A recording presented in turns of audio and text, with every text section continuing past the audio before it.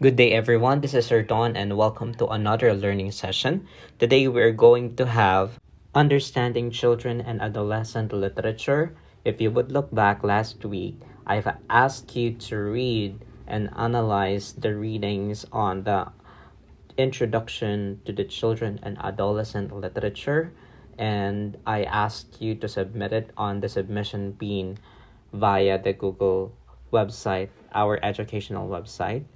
And I just want to present the rubric of how you will be graded. And now, since you have done your reading and analysis of the given supplementary material, it is time for us to have our lecture. Before anything else, I would like to remind you to pay attention, take notes, and ask questions or clarify if needed. And let me read to you the learning objectives, not just for today, but for the entire preliminaries. At the end of this unit, you will be able to expound on children and adolescent literature and its historical development in relation to the rich repertoire. Number two, explain how language development can be achieved through the use of children and adolescent literature. Why is it one of the greatest or good weapons or tools in achieving or making our children enhance their language competency, develop their language proficiency through the use of these literature?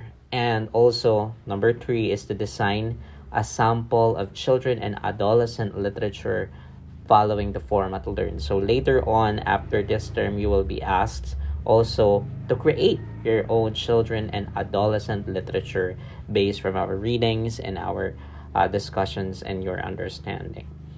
Okay, before anything else, I would like to activate your prior understanding on this matter to understand children and adolescent literature. I have prepared here an activity, and I want you to recall your most favorite childhood story or fable. Think about what made it so special to you and remarkable to you that even now you remember these literature or these stories or fables. And I want you to share your favorite childhood story or fable. Fable, for example, is in Filipino the Silanggam at Tipaklong, the Monkey and the Turtle, or si Pagong at si Matching, where these are characterized by animals who have humanly traits like nakakapagsalita sila. So I want you to have, or I want you to express or narrate it to your pair. I want it to be a pair activity. Find a pair, and I want you to share your favorite childhood story or fable to them for 2 minutes. After 2 minutes, I want you to reflect again on the preceding questions and share it to your pair. Which part of the story you like the most? Is there any particular scene in the story that you can relate yourself the most? What is it and why? Okay? For task 2, I want you to answer the following questions also. Please share it with your peer also. You don't have to write it. You just have to do sharing. Okay? Peer sharing. Now I'm giving you another 5 minutes to do so. I want you to pause this video and have it for 5 minutes. Here are the questions. Why children's literature is so valuable to students? Explain it by citing a particular situation. Explain it to your peer. Okay? We're doing think, pair, share here. So now I'm giving you 5 minutes to think, pair, and share. Please pause this video and after 5 minutes, resume. I hope that you had a fruitful conversation with your pair. Now, I want to proceed, or let us proceed to the discussion proper. It's very important that since we're doing or explaining child and adult literature, let's define first what is a literature. The word literature is derived from the Latin word literatura, or writing form with letters. Take note of that. Which generally means any written work, although spoken or sung text, are also included or transcribed oral literature.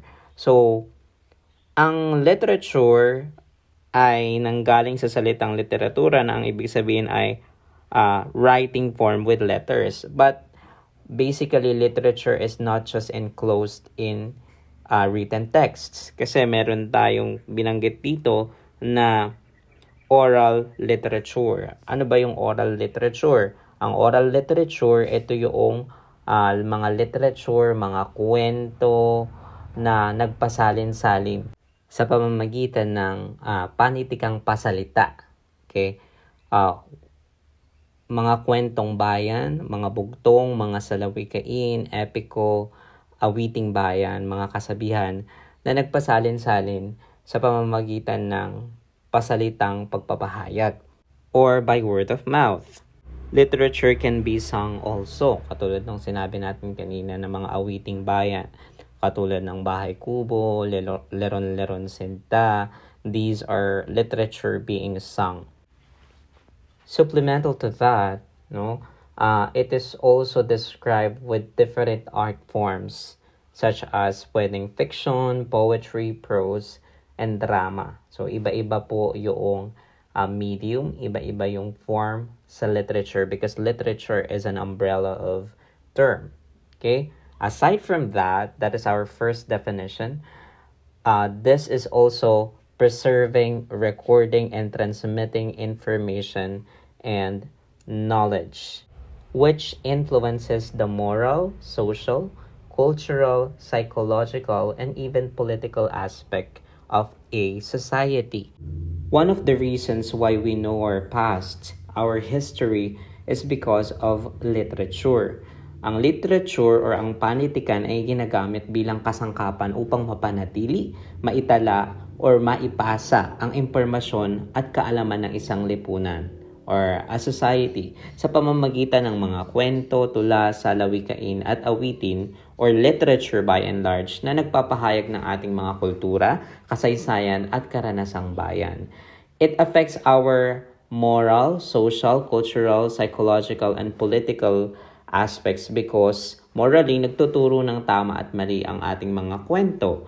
Halimbawa yung mga kwentong pambata ay nakagtuturo ng tama at maling pag-uugali or pag-aasal. Okay? Social, nagpapakita ito ng mga isyong panlipunan. Okay? Cultural, nagpapanatili ito ng identity ng isang lahi or ng isang nation. Okay? Psychological, tumutulong ito sa pag-unawa ng mga damdamin. Okay, specifically, it reflects the human nature. That's why it's psychological also, and even political, because it opens awareness that triggers change. Those are some of the definitions of literature generally. I hope that it is clear and well explained. If you have further questions, please feel free to message in the group chat.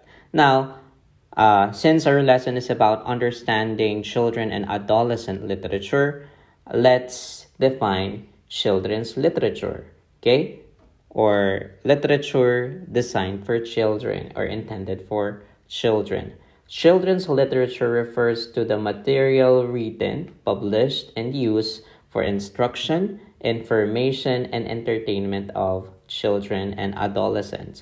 So yung children's literature, this is an encompassing term of literature which is made for children and adolescents. In simple words, ito yung mga literature na ginawa para sa mga bata at para sa mga adolescents. So pwedeng nagbibigay ito, it gives instruction, it informs the readers, the children, and the adolescents, and even it is made to entertain children and adolescents. The unique qualities of children's literature is lying on giving the target readers, which are the children and the adolescents, the particular kind of reading experience that somehow relates to their childhood experiences with text. Relatable itong mga children and adolescent literature in a way na nakikita ng bata yung perspective niya or nakikita niya yung sarili niya, nakaka-relate siya doon sa kanyang binabasa. It should also be noted that topics or the content of children's literature are of interest to children and adolescents. Siyempre, yung topic ng literature ay pambata. So, dapat it caught the interest of children and adolescents. So, hindi pwede yung masyadong complex na pang-adult because there might be questions on their developmental stage. Maaring hindi sila makarelate doon sa content. So, therefore, when we are designing children's literature, whether we are making it or we are choosing a literature for our instruction, dapat ito ay intended or it catches the interest of children and adolescents. This is the reason why, halimbawa, pag pangbata talaga, no, for 0 to 7, for example, andyan yung mga kwentong pabula, for example, or fables, kung saan ang mga character ay mga hayop na nagsasalita. Okay? It's because it's particularly tailored to the interest of children. That's how you define children's literature. Children's literature is important because of these points. Number one, okay, literature is a body of ideas that needs to be explored by children and by adolescents. These are bodies of ideas. Katulad nung sinabi natin or nung ginawa natin ng orientation week, when we said that a story is a doorway that opens on a wider place, a story is a mirror that reflects the reader's face. This is a question that you hadn't thought to ponder, or even serving as a window or a pathway for you to wander. Through literature, we are exposing our children and adolescents to see the world differently and develop a better perspective. Doon sila natututo, for example, there is a villain and there might be a reason bakit siya nag-behave ng ganito. And maiintindihan niya na, kaya pala siya nag-behave ng ganyan because in the past, may karanasan siyang hindi maganda. So, it opens doors to see the world on different perspective. On that note, there would be a deeper perception of life. Sinabi natin kanina that it explores the human nature, the psychology of a society or of a human person.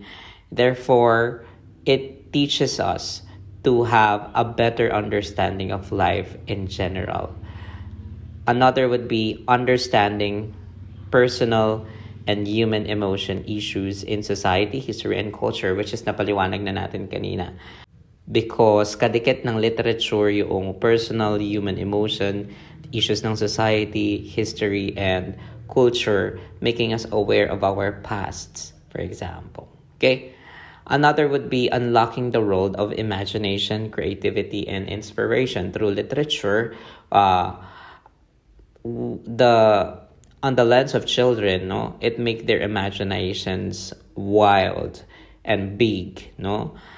Therefore, it enhances their creativity also. For example, if tatanungin natin ng bata kung ikaw yung bida, ano yung gagawin mo? And then, he or she would respond na ganito, ganyan, ganyan. So, it makes them creative. It makes them also imagine, no? Dun sa nababasa nila. So, it increases creativity and imagination as well as it serves as an inspiration. No, yung mga nababasa nila, napapanood nila, mga literature na na-encounter nila, no, it inspires our children to dream, no. Sabi nga natin kanina, nakaka-relate, no. Dapat relatable ang children and adolescent literature.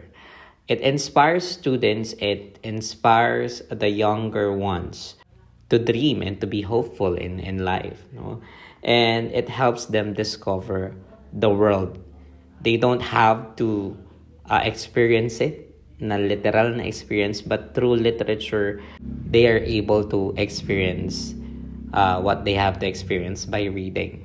For example, kung ang kanilang binabasa is about sa hari, no, sabi natin kanina, relatable and under the perspective of children. So, may experience nilang maging hari or maging prinsipe dahil doon sa literature na binabasa nila. No, if yung bida doon sa story ay superhero, they would feel that they are superheroes too because they are able to discover the world in multiple perspective without even actually experiencing it by literature or by the help of a good stories for children and adolescents. Now let's proceed to the qualities of a good story. Ano ba yung mga qualities? Because sooner or later you will be analyzing stories and also you'll be making stories for children and adolescents. So mahalaga na malaman natin paano ba natin masasabi na good ang isang story. Okay? A good story grabs and sparks readers' interest. Katulad ng sinabi ko kanina, dapat ito ay relatable, dapat ito ay interesting sa konteksto ng mga mambabasa. At ang ating mga mambabasa ay ang mga bata at ang mga adolescents. It creates change in the reader's thinking. A good story make readers do something, take action of something. Okay? I would particularly remember the story na binibigay or binabasa ng aking mama sa aking nakababatang kapatid. She is 5 years old. Na ayaw kasing kumain ng kapatid ko ng mga ibang pagkain. Ang gusto niya lang chicken and egg.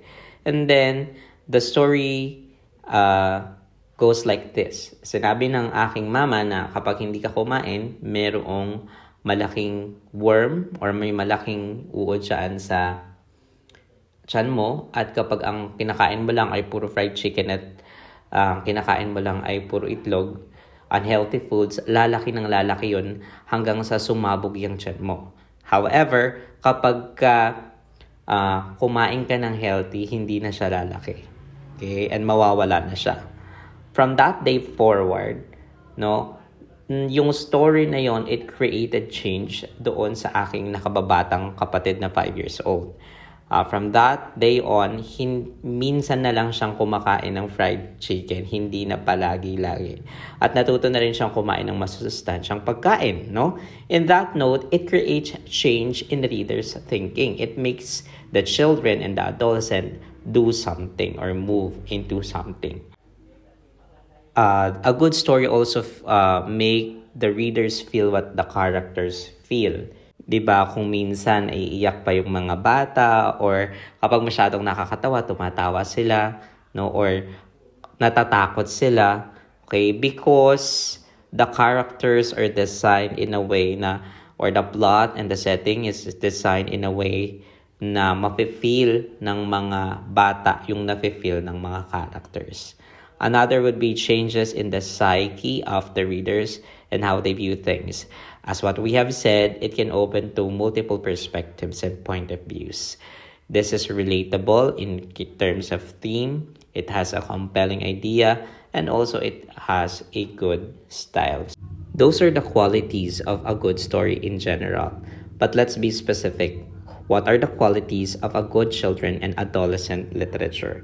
Number 1 is deeper connection and retention. They are able, or students are able to connect to the characters, to the setting, or to the overall story. It also uses engaging language. So, ibig sabihin, dapat yung language or yung wording na ginagamit natin ay pangbata rin. Because if we would use highfalutin words, it might not be suited for our young readers. Aside from these qualities, the flow of language must be pleasing. The rhythm of the story must have a natural flow. Also, the exposure of a good written story to children will help them develop their phonemic awareness. So, when we say phonemic awareness, ito yung pagkakaalam na ang mga salita ay binubuo ng maliliit na tunog at ang kakayahang makinig, makilala at baguhin ang mga tunog na yon. So from the word itself, phone, which means sound, no? Having phonemic awareness means that the children will be able to read and understand and manipulate the sounds that they may encounter in the literature provided.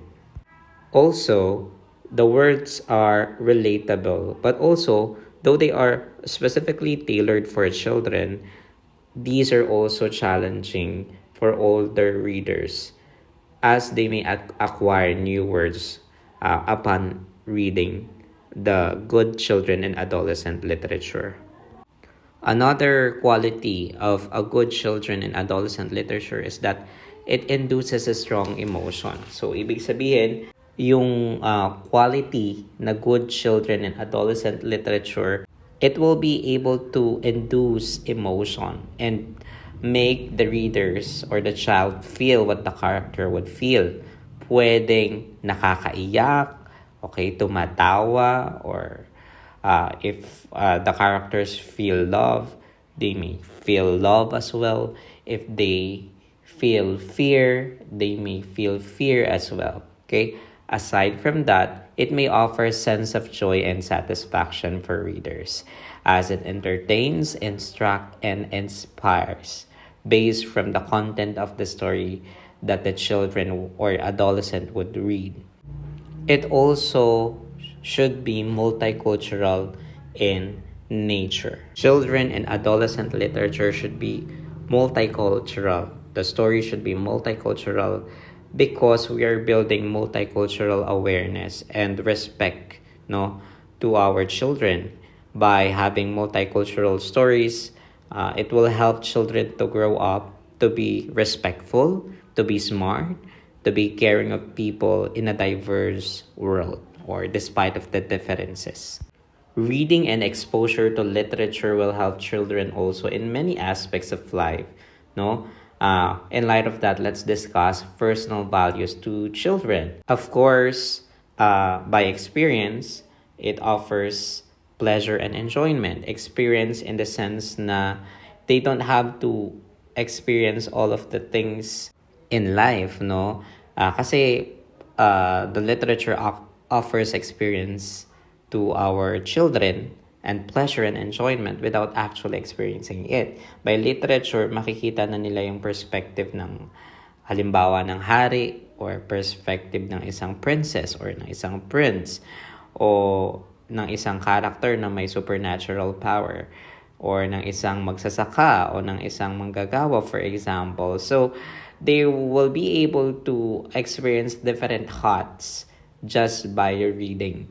Okay? Next, of course, through reading, it can improve their imagination, their creative thinking, as well as it enhances cognition. It enhances their intelligence, their cognitive development.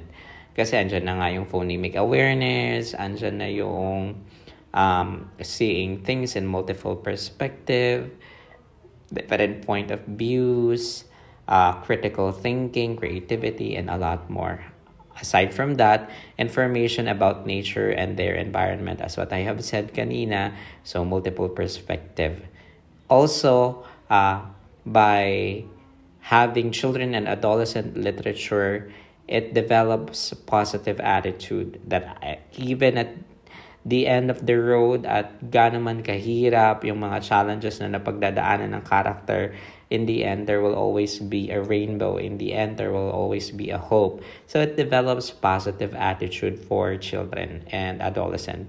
And also, it makes them appreciate books and the love for reading. Not just love for reading, but the love for lifetime learning. Also, we're inculcating to students the love for reading also.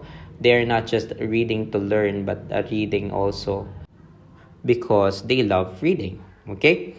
Next, understand literature. Learn new hobbies and acquire new interests.